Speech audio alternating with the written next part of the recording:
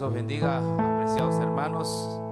Es un placer estar este domingo con ustedes para estudiar la palabra de Dios. Vamos a orar para abrir la Biblia. Señor, queremos recibir en esta mañana tu palabra. Hemos venido con un corazón disponible a escuchar, a ser enseñados por ti. Vamos a abrir tu palabra en el libro de Isaías 14. En este capítulo, tú enséñanos qué es lo que quiere decir el profeta Isaías. Y bendice a los hermanos que están presentes, que tu palabra quede en nuestros corazones, podamos afianzar nuestra fe en tu palabra y esperar con paciencia tu venida. Quédate con nosotros, oramos en el nombre de Jesús. Amén, amén. Voy a leer un pasaje bíblico en Isaías 14. Si ustedes me van a decir sobre Isaías 14, si conocen el texto. El texto que voy a leer es el siguiente. Isaías 14, 12, 13. Isaías 14, 12 y 13. Luego vamos a leer todo el capítulo para entenderlo. Pero primero vamos a leer los dos textos. 14, Isaías 14, 12 al 13. Sí, hasta el 14 está bien, ¿ya? Vamos a leerlo. Síganme en la lectura. Dice así: ¿Cómo caíste del cielo, oh lucero, hijo de la mañana? Cortado fuiste por tierra, tú que debilitabas a las naciones. Tú que decías en tu corazón: subiré al cielo en lo alto, junto a las estrellas de Dios. Levantaré mi trono y en el monte del testimonio me sentaré a los lados del norte. Sobre las alturas de las nubes subiré y seré semejante al Altísimo. Estas son palabras bastante ruidosas y demasiado significativas, porque lo que está describiendo el profeta está hablando de un ser o de un reino que pretende ser superior a Dios, porque dice semejante al Altísimo. Y no solamente pretende ser superior, sino estar por encima de Dios. Es decir, él quiere tomar el lugar de Dios, hacerse pasar como Dios. ¿Entiende? Y hay algunas descripciones interesantes, porque habla cómo caíste del cielo, oh lucero, hijo de ¿qué? De la mañana. Cortado fuiste por tierra, tú que debilitabas a las naciones, tú que decías en tu corazón: subiré al cielo, en lo alto junto a las estrellas de Dios, levantaré mi trono y en el monte del testimonio me sentaré a los lados del norte, sobre las alturas de las nubes subiré y seré semejante. Esta es una tremenda arrogancia de este personaje o rey. Es una tremenda arrogancia porque él pretende ser líder de todas las naciones y además ser semejante a Dios. ¿Conocen el pasaje? Muy bien. ¿Qué ha escuchado sobre el pasaje? ¿Cuál ha sido la interpretación común que se le ha dado al pasaje bíblico? Ok, la mayoría escúcheme bien, la mayoría de nosotros hemos interpretado el pasaje como una alusión a Lucifer. De hecho, que la palabra Lucifer no está en la Biblia. Esa palabra Lucifer fue inventada años después en la Vulgata Latina, es que viene. La Vulgata Latina es un texto posterior, que fue Jerónimo el que mencionó. Pero vamos a analizar el pasaje porque esto se trata de estudiar la Biblia. Superficialmente, cualquiera puede intuir: oh, el pasaje se está refiriendo a Satanás, ¿no? O sea, uno así, de manera superficial, uno puede interpretar, como ha sido interpretado comúnmente, es una alusión ¿a quién? A Satanás. Para saber a ciencia cierta qué es lo que el pasaje dice, ¿qué tenemos que estudiar? El capítulo. ¿Está bien? Porque ahorita estamos estudiando solamente 3 versículos bíblicos. Pero para yo entender qué quiere decir el pasaje, a quién se está refiriendo, necesito leer el capítulo. Porque si yo no leo el capítulo, mi interpretación va a ser sesgada. O sea, va a ser superficial. Voy a imponer al pasaje algo que el pasaje no dice, sino que estoy confundiendo las cosas y pensando que el pasaje que tengo enfrente es una alusión a Satanás. Por supuesto que hay características del diablo ahí, pero el pasaje no se está refiriendo específicamente al diablo. Lo vamos a demostrar. Leamos el verso 14. Dice así. 14, ¿no? El capítulo 14, perdón. Porque dice, escarnio contra el rey de Babilonia. ¿Hay un título o no? ¿Vieron el título? Arriba de su versión Reina Valera hay un título. Ahí dice la caída de Satanás. Mire, ya esa es una interpretación. En mi versión dice, escarnio contra el rey de Babilonia. En su Biblia, del hermano, la versión del hermano dice, ¿la caída de quién? Y ya esa es una interpretación. ¿Vio? ¿Se da cuenta que tenemos un conflicto? El conflicto es que el texto se refiere al rey de Babilonia o se refiere a Satanás. Tenemos que leer todo el pasaje para llegar a entender, porque esa es la forma de entender la palabra. La palabra ha sido leído muy a la carrera, hemos interpretado el pasaje desordenadamente como nos venga en gana, y eso es faltar el respeto ¿a quién? A Dios. Porque si queremos ser una iglesia de la palabra, necesitamos entender lo que el pasaje dice y no imponer algo que el pasaje no dice. Superficialmente, sí, habla de Satanás. Pero ¿qué significa lucero de la mañana? No nos hemos puesto a detener qué significa lucero de la mañana. Hoy vamos a leer el pasaje, estos versículos, a conocer qué es lo que dice el pasaje, pero necesito el contexto. ¿Está bien? Ok, entonces tenemos dos realidades. Uno que dice que es la caída de Satanás y el otro dice que es la caída ¿de quién? Del rey de Babilonia. Muy bien, leamos otra vez el 14, capítulo 14. Porque Jehová tendrá piedad de Jacob y todavía escogerá a Israel y lo hará reposar en su tierra, y a ellos se unirán, ¿qué cosa? Extranjeros. Y se juntará la familia de... En los primeros versículos podemos describir a un pueblo. ¿Cómo se llama ese pueblo? No. Israel. Porque Jehová tendrá piedad ¿de quién? De Jacob. Y todavía escogerá a Is y lo hará reposar en su... Y ellos se juntarán y los extranjeros se juntarán a la familia de... Sucede que Jacob tiene dos nombres. Uno es Jacob y el otro Israel. Es el mismo. Pero es interesante cuando Isaías habla de Jacob y a la misma vez habla de Israel. Es como que diga, yo soy Williams Wycliffe, ¿no? William Wycliffe, yo tengo dos nombres. Usted también seguramente debe tener dos nombres. Entonces Isaías está hablando de dos nombres, pero no habla por las puras. Primero lo llama ¿qué cosa? ¿Cuál es el primer nombre que usa? ¿Israel? No, Jacob. Lean bien. No. Porque Jehová tendrá piedad ¿de quién? De Jacob. ¿Cuál es el primer nombre?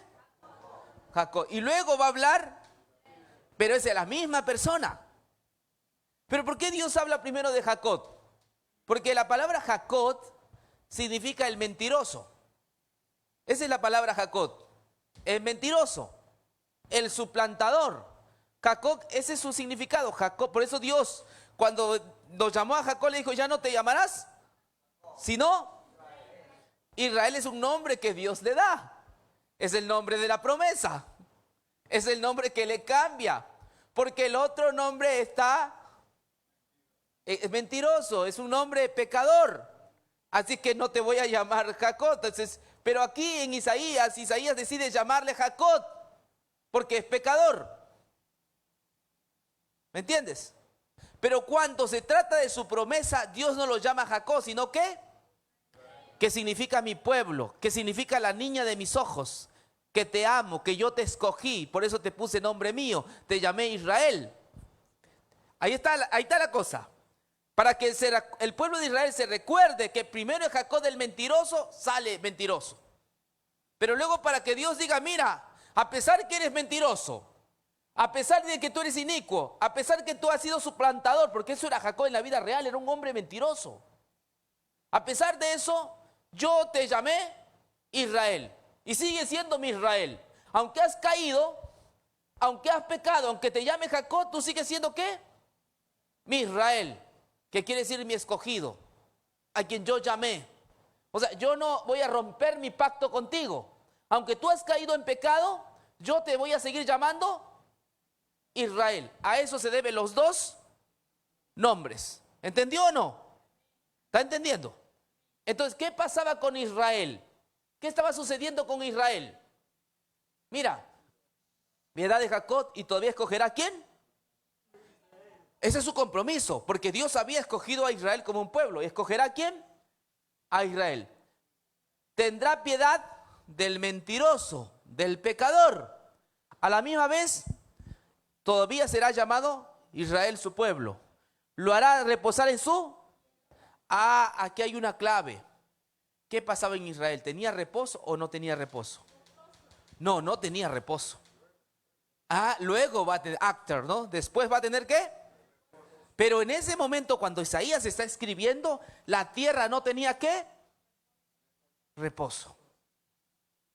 ¿Sabes dónde se encontraban los israelitas? En Babilonia. Eran cautivos.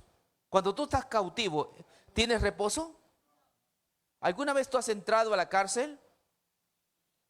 ¿Tú sabes cómo es una cárcel, una prisión? Para 100 personas quizás haya unos cuantos baños y son sucios. Y te den comer pan de lágrimas. ¿Entiendes? A Israel estaba pasando eso. Israel no estaba en su propia tierra. Israel por sus pecados había sido desarraigado de su tierra. ¿Entiendes? Y había sido llevado cautivo ¿a dónde? A Babilonia. No es que le dieron pasaporte y visa, mira, te vamos a dar pasaporte y visa para que vengas a trabajar aquí. No. A la fuerza sacaron a los israelitas de la tierra de Israel y se los llevaron a Babilonia. ¿Está bien? Pero Dios permitió que esto sucediese, que el ejército babilónico ingresara a Israel, quemara la ciudad, Jerusalén, y se llevara cautivo a muchos israelitas. ¿Está bien? Eso fue por la voluntad ¿de quién? De Dios. ¿Pero qué le dice Dios? ¿Todavía escogerá a Israel y lo hará qué?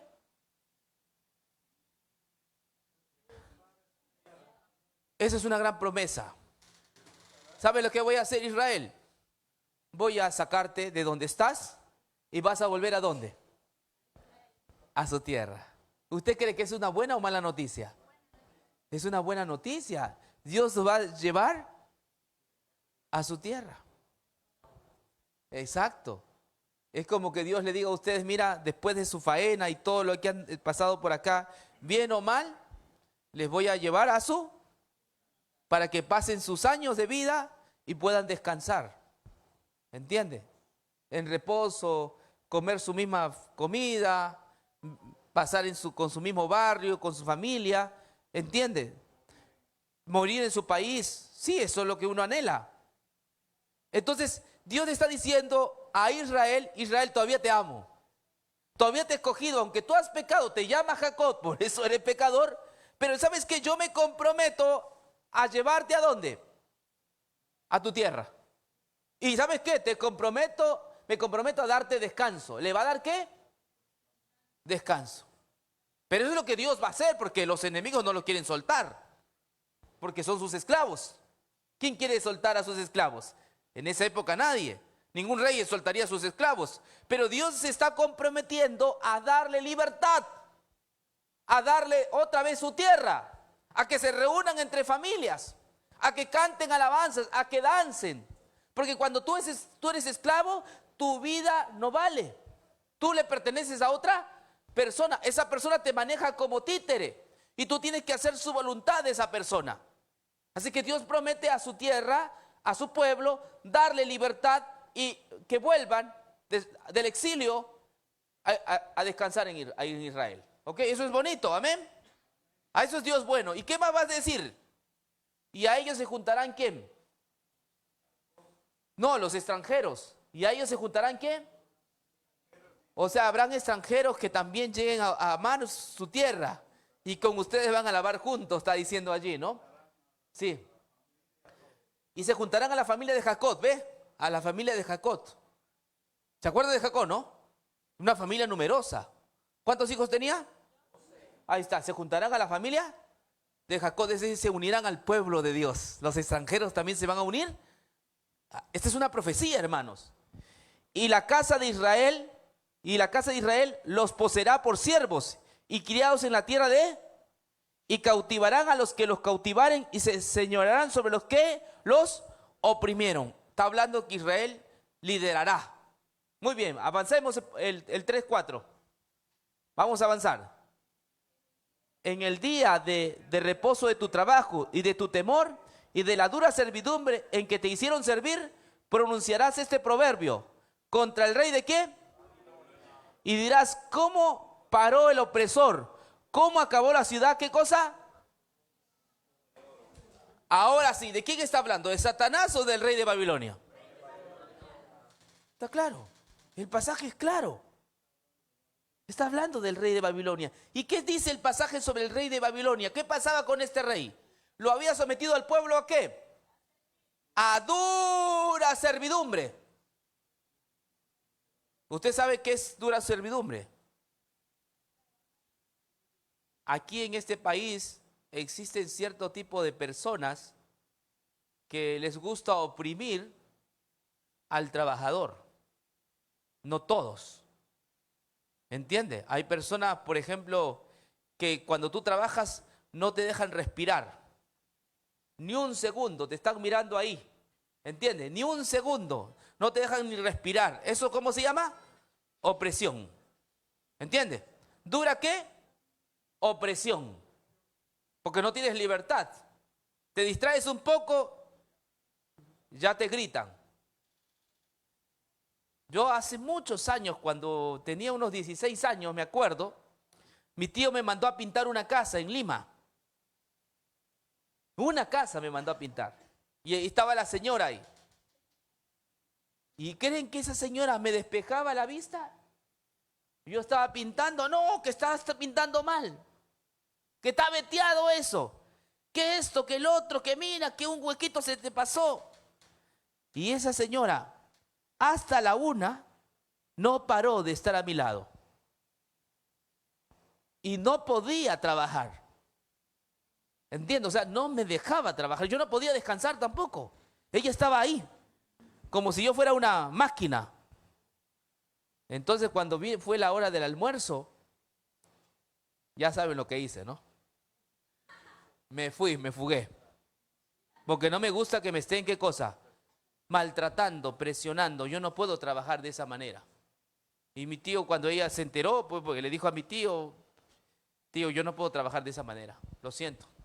No me importa que me deba y queda todo ahí, pero yo no puedo trabajar con una persona así. Era una mujer neurasténica, ¿entiende? Que no sabía qué es tener un trabajador. Eso se llama opresión.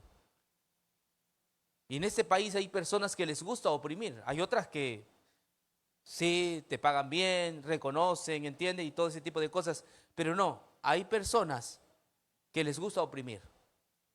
Y abusan de las personas. Bueno, esto es solamente un ejemplo de lo que era el rey de Babilonia. Era un tirano, era un opresor. Por eso que la Biblia habla de este rey, ¿no? Porque Israel estaba bajo dura servidumbre en que hicieron ¿qué cosa? Servir. Pronunciará este proverbio contra el rey de Babilonia y dirás, ¿cómo paró el opresor? ¿Cómo acabó la ciudad? ¿Qué cosa? Hermano, no sé si usted vea en películas sobre Babilonia, puede ver algún video sobre Babilonia, cómo era esa ciudad. Era una ciudad bellísima. Una de las 7 maravillas, tenía los jardines colgantes. Imagínense, arriba de los buildings habían jardines, ¿que eran qué cosa? Colgantes. una ciudad extremadamente bella, pomposa, de mucho lujo. Si a usted en Manhattan le parece pomposa, Babilonia era mucho mejor. Porque es una de las 7 maravillas del mundo. Lo conocemos solo por la historia y lo que los historiadores hablaban de esos buildings tremendos que habían en Babilonia. ¿Usted se acuerda de la torre de Babel? Bueno, ahí hacían ese tipo de torres. Babilonia viene de Babel. Y ahí se hacían sigurat, buildings, enormes buildings habían en esa ciudad. Pero ellos abusaban de los menos indefensos, los explotaban. ¿Me entiendes? Entonces Dios, ¿qué dice? Que esa ciudad codiciosa de oro, ¿qué va a pasar? Va a destruir. A su rey, a su opresor, los va a acabar. Sigamos leyendo. ¿Qué más dice? El verso 5 y 6.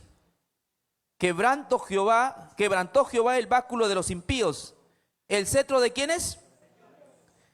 El que hería a los pueblos con furor, con llaga permanente, el que se enseñoreaba de las naciones con ira y las perseguía ¿con qué? Con crueldad. Fíjate hasta dónde era este rey, hasta dónde era esta ciudad. Esta ciudad era tan terrible que dice que hería a los pueblos con furor. Además, con llaga, ¿qué cosa? Permanente. Es decir, el pueblo de Babilonia era un gobierno opresor, tirano. No tenía piedad. ¿Entiende? No hacía descansar a sus ciudadanos. Así era Babilonia.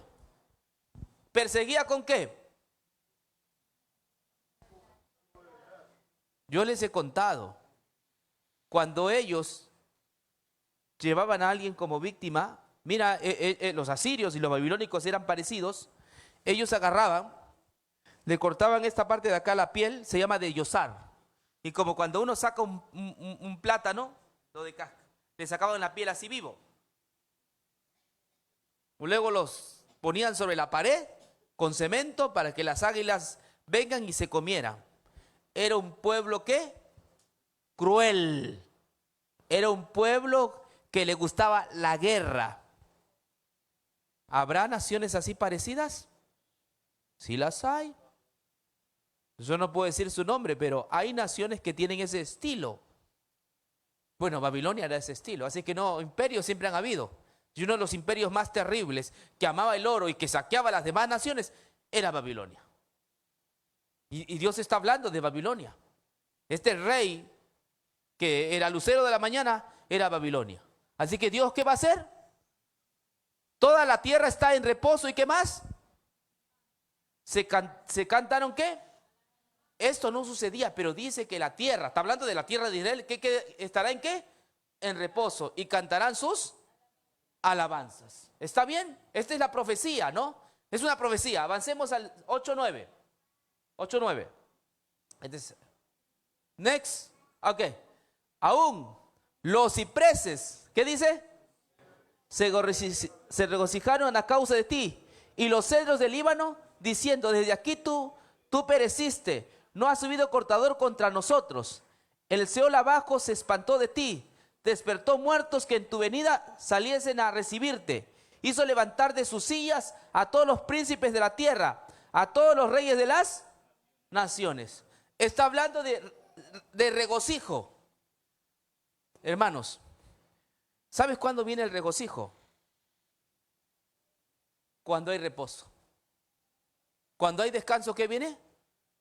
La alegría, el regocijo, tranquilidad. Eso te da Dios. Solo el descanso, el regocijo puede venir ¿de quién? De Dios. Yo no sé si ustedes han conocido lo que es el lado contrario al regocijo. ¿Qué es lo contrario del regocijo? No, lo contrario del regocijo. No, lo contrario. Exacto, ¿qué dijo? Tristeza. ¿Ustedes han conocido lo que es la tristeza? ¿Ustedes han conocido cuando tu vida desfallece? ¿Tú has conocido cuando tú te encuentras en una situación que no tienes escapatoria, no hay salida? Cuando parece que te asfixias, que la vida se te va, se te esfuma. Pues Israel vivía en ese estado. La vida les asfixiaba. Ellos se sentían bastante oprimidos. ¿Qué anhela el cuerpo cuando está en esa situación? Libertad. Y cuando tú tienes libertad, ¿qué tienes? Regocijo, tranquilidad, reposo, alegría. ¿Te das cuenta? Dios es el que da el regocijo. Dios es el que da la libertad. ¿Para qué? Para reposar, para estar tranquilos.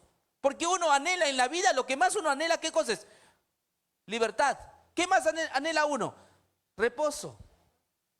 ¿No? Uno dice a veces, Señor, ¿cuándo vienes ya? ¿No le ha pasado? Porque ¿qué anhelamos? Regocijo, descanso. ¿Anhelamos descanso? Hoy tenemos regocijo, descanso espiritual. Pero cuando venga Jesús tendremos un descanso eterno. Amén. Aplauso para el Señor.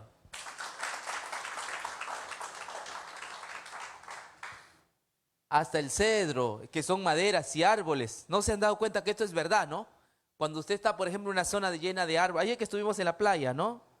Mucho calor, pero cuando nos pusimos al lado de los árboles grandes, nos daba sombra. ¿Y qué trae la sombra? Y uno se puede echar a piernas sueltas ahí a descansar. Ahí está hablando de eso. O sea, mira, es lindo la Biblia cómo te va explicando lo que es el descanso, lo que es el regocijo. Si esta mañana alguien ha venido sin descanso, su vida no tiene descanso, está entre lucha, la promesa de Dios es el que nos va a dar ¿qué? Descanso. Nos va a dar libertad y nos da finalmente el descanso. Aún los árboles se van a regocijar. Eso le está prometiendo Dios a Israel. Vamos ahora sí al 10:11. Miren cómo se va estudiando la Biblia, entendiéndola de a poco. 10:11. Todos ellos darán voces y te dirán, tú también debilitaste como nosotros y llegaste a ser como nosotros. Descendió al Seol tu soberbia y el sonido de tus arpas. Gusanos serán tu cama y gusanos. Que suceda sobre Babilonia era imposible. Miren, hermanos, ¿sabes qué? Porque Babilonia era tan fuerte que las demás naciones le tenían miedo. Pero aquí la profecía de Isaías dice que Babilonia iba a caer. Dice que irá a la muerte su soberbia, su orgullo. El sonido de sus arpas, gusanos serán tu cama y gusanos, ¿qué cosa?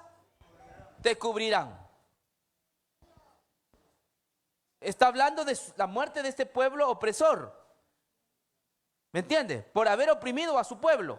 Esa es una profecía. Pero ¿quién iba a pensar que Babilonia iba a ser destruida? Porque Babilonia era una ciudad potente, era un imperio grande, nadie lo había destruido. ¿Entiende? Nadie lo había podido destruir, era invencible Babilonia. Babilonia queda en la actual Irán, de paso, ¿no? Entonces esos lugares donde hay petróleo, ahí queda Babilonia. Ya no se llama Babilonia, se llama Irán. ¿Entiende?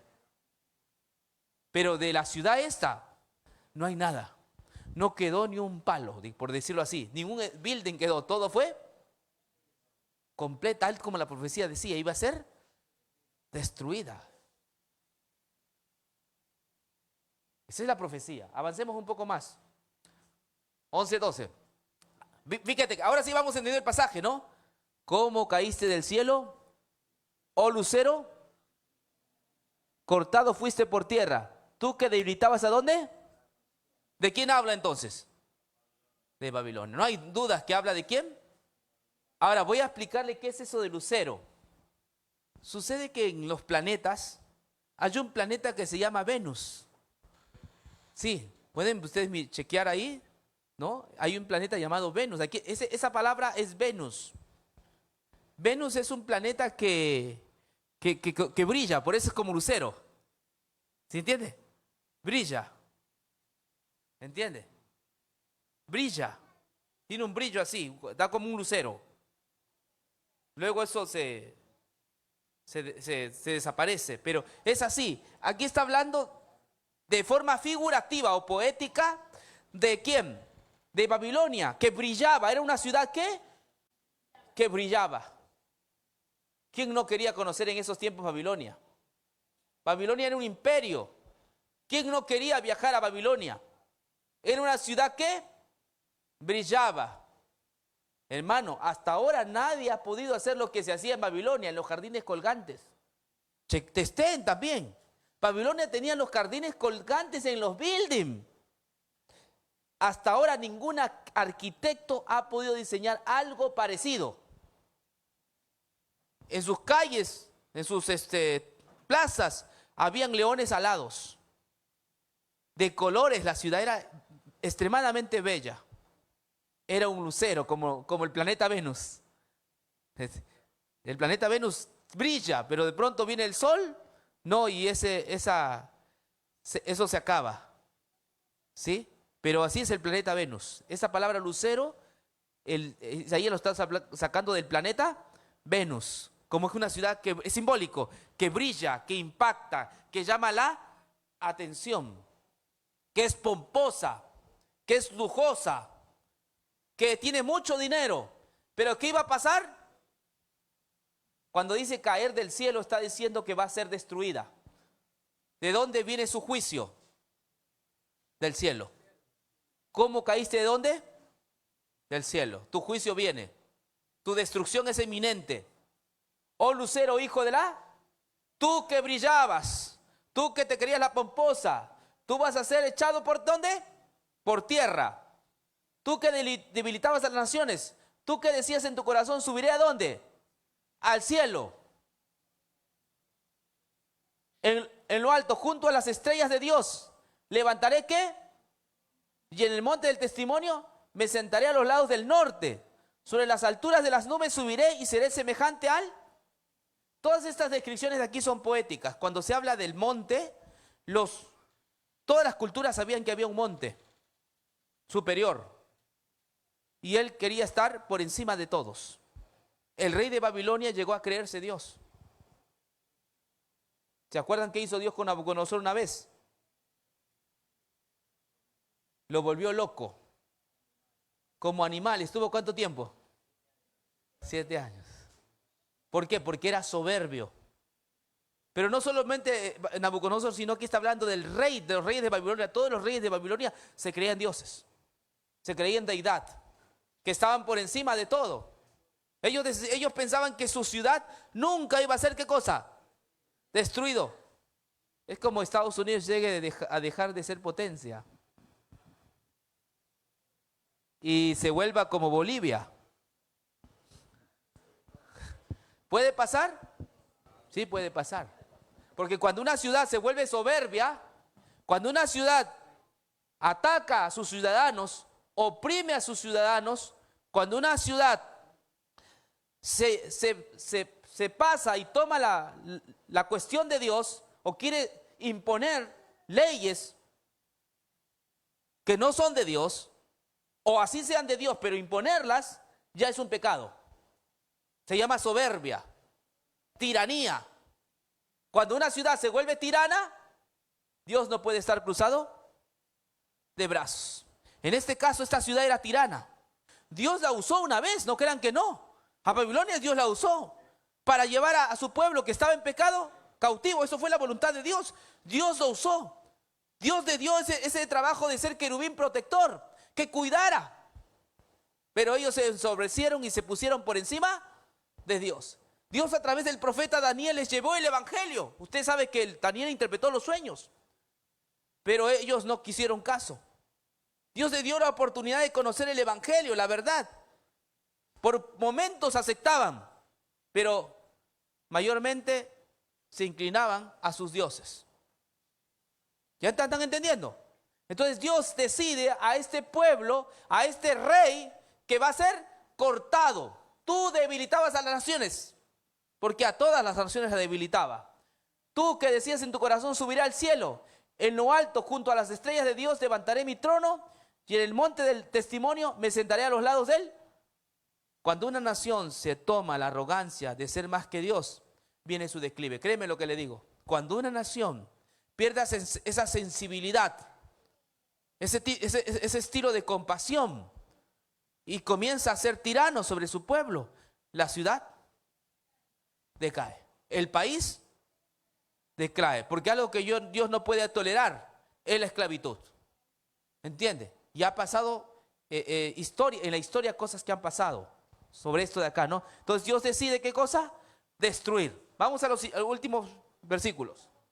¿Qué más? Siguiente. 13. ¿Sí? Allá. Tú que decías en tu corazón, subiré al cielo en lo alto junto a las estrellas de Dios, levantaré mi trono, en el monte del testimonio me sentaré a los lados del norte. Ya dije que este es un lugar que todos sabían que está por encima de Dios. Ya, este es el lugar donde Él decía estar. Avancemos. ¿Sí? No, falta. El 14, el 15 y 16.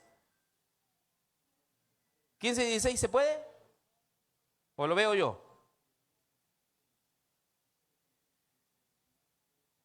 Más tú, del 15, más tú derribados eres hasta el sol, a los lados de qué? Se inclinarán hacia ti los que vean, te contemplarán diciendo, este es aquel varón que hacía temblar a la tierra, que trastornaba los reinos, que puso el mundo como un desierto, que asoló ciudades, que a sus presos nunca abrió la cárcel. Oh, ¿sí? A sus presos nunca, ¿qué abrió? Eso era Babilonia.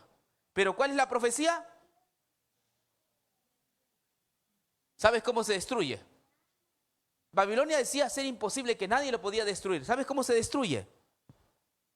Una noche, el rey Belsasar, eso está en el libro de Daniel, solamente no voy a hablar de Daniel, pero les digo, el rey Belsasar hizo una gran fiesta para sentirse orgulloso.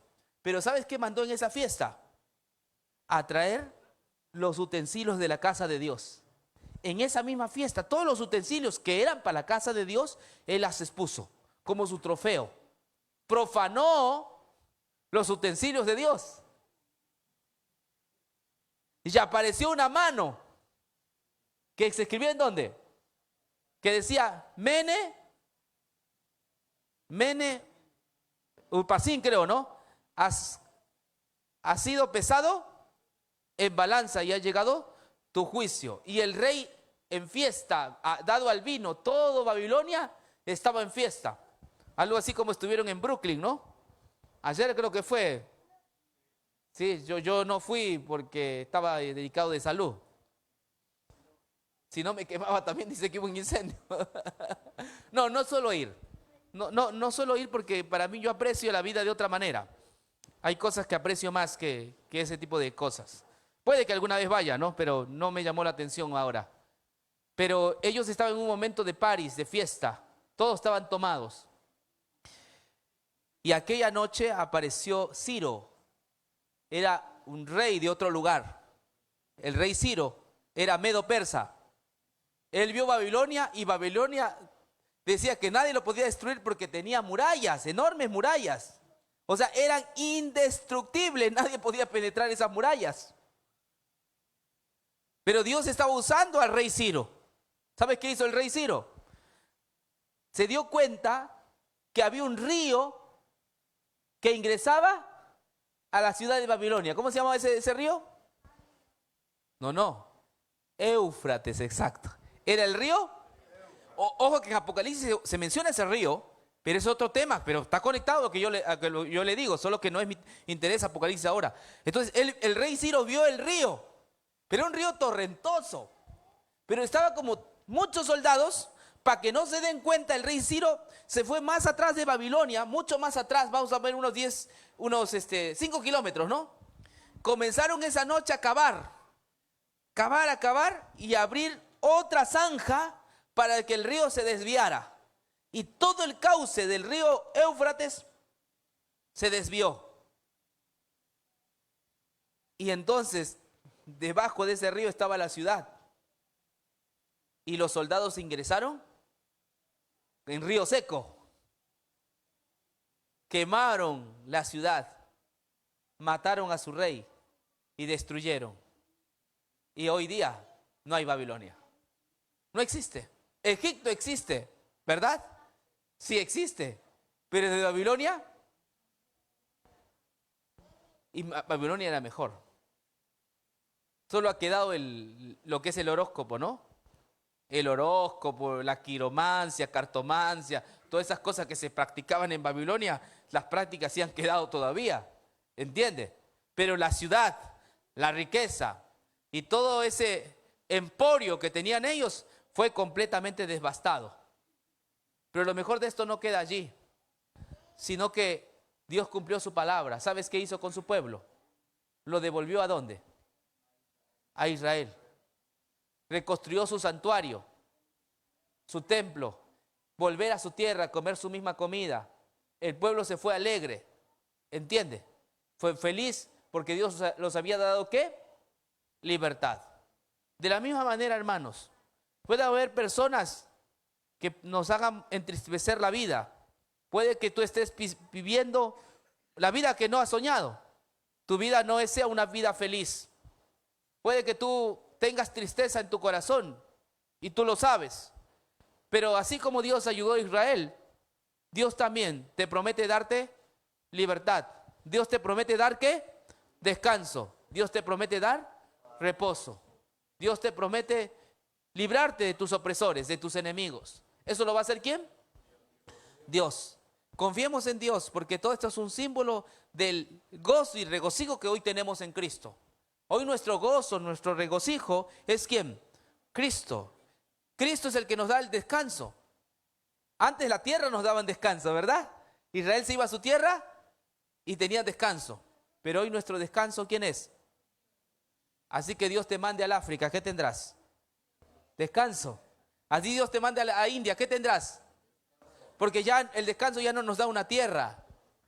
En esa época el descanso nos daban. A veces nosotros queramos nuestra tierra. ¿Quién sabe si Dios te mande a otro país y no a Ecuador? Pero tú ya tienes ¿qué? Porque el descanso te lo da Jesús. No digo Jesús, venid a mí todos los que estáis cansados y trabajados y yo os haré. Aplauso para Él. O sea, Él es nuestro descanso, no es ya una tierra. ¿Entiende? Es una persona. Yo le decía ayer a alguien que estaba hablando, el descanso nos da una persona, nos da Jesucristo. Él es mi descanso. Te preguntan, ¿eres feliz? Sí, soy feliz porque tengo ¿a quién? Él es mi descanso. Y un día no muy lejano, por supuesto, aquel Jesús vendrá para acabar con todas las injusticias que hay en el planeta. Porque aquí en este planeta hay muchas injusticias. ¿Entiendes? Mucha maldad. Mucha maldad. Hay mucha gente que se trata de decir que hace bien las cosas, pero por otro lado hace mal las cosas, a escondidas.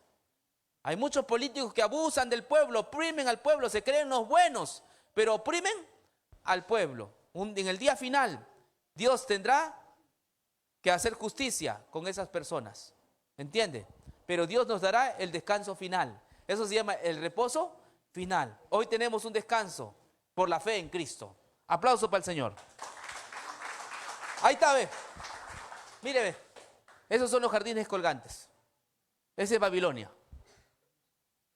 Estamos hablando unos 500 años antes de Cristo. O un poco más atrás. Bella ciudad. En eso se han inspirado algunos, seguramente usted habrá visto algunas ciudades parecidas que han hecho, ¿no? Pero era mucho más grande, enorme era esta ciudad. Pero toda esa fue destruida. Vamos a ponernos de pie para agradecer a Dios por su palabra. ¿Los alumbré o los oscurecí? Ese es estudiar la Biblia. ¿Entiende? Ese es estudiar la Biblia. Así se estudia la Biblia. Así se comprende el mensaje de Dios. ¿Sí? Vamos a orar. Señor, muchas gracias por permitir escuchar tu voz, tu palabra. Gracias por ayudarnos a entender el pasaje que en ocasiones ha sido mal entendido. Quizás porque lo hemos leído a la carrera, porque hemos interpretado mal. Pero hoy notamos que nos has dado luz, que en este pasaje, aunque habla de calamidad para Babilonia, pero hay paz para tu pueblo, hay libertad para tu pueblo. Aunque habla de juicios para Babilonia, sin embargo para tu pueblo tú tienes paz, tú tienes vida eterna. Para tu pueblo tú tienes descanso, Señor. Gracias por esta tu palabra, que quede grabada en nuestro corazón, que podamos leer cada vez tu palabra, empaparnos de lo que dice y encontrar refugio en ti, encontrar en ti esperanza, encontrar descanso. Y ojalá que otras personas más vengan a este conocimiento, y puedan encontrar en tu palabra ese reposo que tanto anhela el alma.